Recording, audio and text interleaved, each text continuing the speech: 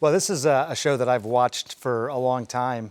My parents, who are immigrants to this country, they're numbers and data and facts people, engineers. They love Jeopardy, so we used to watch it together, and then I got a chance to watch it with my own kids. So when the opportunity came, it was the whole family really just so enthusiastic about this, and I jumped at the opportunity. You know, I think well, I will say this. I did get a chance to briefly meet Alex once at a ceremony, and we didn't get to talk much. I really wish we had.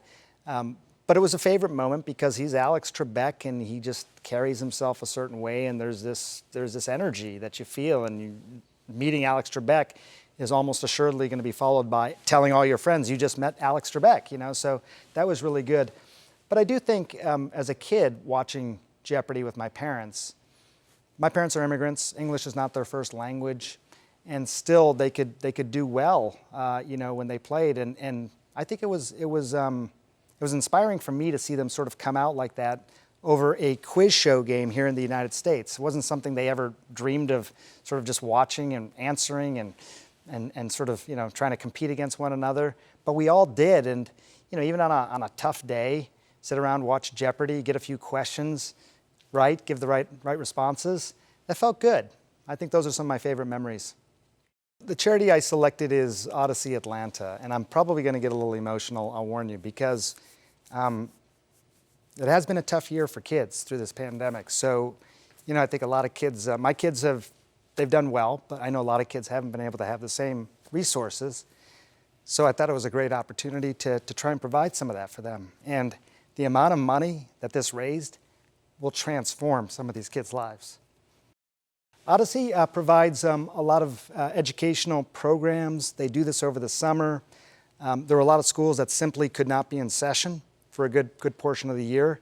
For many of these kids, it was a year lost. Odyssey Atlanta may, you know, help fix that for some of these kids. I don't want to be overly euphemistic. It's a tough problem, but this kind of money totally changes, you know, entire communities' lives. So I'm very excited about what's happened here and the impact that it's going to have. I was super nervous. I didn't know exactly how this was going to play out. I'd never done anything quite like this.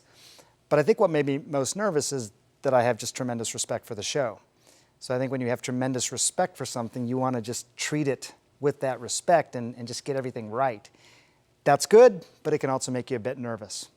My 15-year-old was the most excited. I mean, she is a really regular viewer, and she also, you know, takes great pride in getting responses right that I don't get.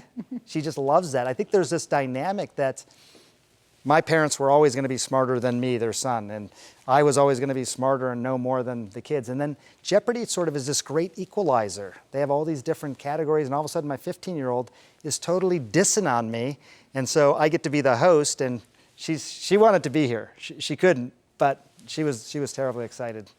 The best piece of advice I got was from Mike Richards, the executive producer. We were just talking about the show, and he brought up this idea that you do want to think about the players and have this empathy for them. It is such a big moment for them. I knew that because I'm a viewer of the show. But to see the players and how they respond when they get something right, when they get something wrong, when they're crowned a Jeopardy champion, and you see so many emotions going across their face, their whole body language changes. And I think once I felt that, I really wanted to nurture that. I think everything else sort of followed. I think, interestingly, being a surgeon prepared me more for this role because there is a precision to this show. There's things you just got to get right. You got to get it in the right order. You got to do things a certain way each time. And you know, you want to make sure that you don't mess those things up. If you do, you can fix it, and that's what happens in surgery as well. But I think my surgical training in some ways probably prepared me better for this than being a journalist or anything else. Well, you know, in surgery, obviously I'm taking care of patients in an operating room, and here I feel like I'm taking care of players on a stage in the middle of a TV show.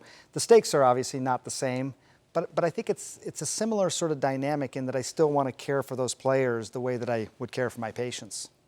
Yeah, Anderson and I had lots of conversations. Anderson was also super nervous, which made me feel even more nervous. So that, I don't know if that worked in my favor or not.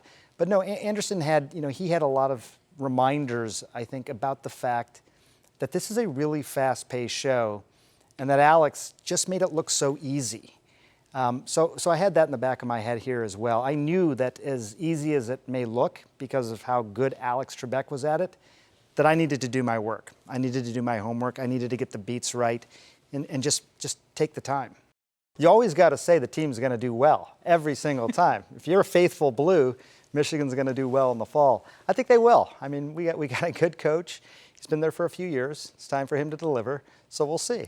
But I think it's going to be a good year.